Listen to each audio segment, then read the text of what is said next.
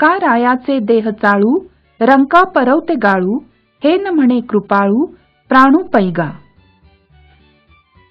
प्राणू म्हणजे आपल्या सर्वांच्या शरीरात असलेला प्राण, की ज्यामुळे आपण जिवंत आहे.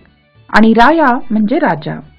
ज्याप्रमाणे प्राण राजाच्या शरीरात राहावं आणि रंक म्हणजे गरीब लोकांच्या शरीरात राहू नये असं काही करत नाही, तर हा प्राण श्रीमंतांच्या आणि गरीबाच्या शरीरात सारखेपणानेच राहतो. त्याप्रमाणे ज्ञानी भक्त सर्वांशी समान वागतो. गायीची तृषा हरू, का व्याघ्रा विष होऊनी मारू, ऐसे नेणेची गा करू, तोय जैसे. तोय म्हणजे पाणी. ज्याप्रमाणे पाण्यामुळे गायीचीही तहान भागते आणि वाघाचीही तहान भागते.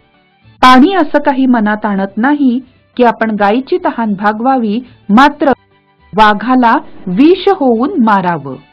कारण पाणी भेदभाव करत नाही, ते सर्वांशी समानतेने वागतं. त्याचप्रमाणे ज्ञानी भक्ताचं वागणंही असंच असतं.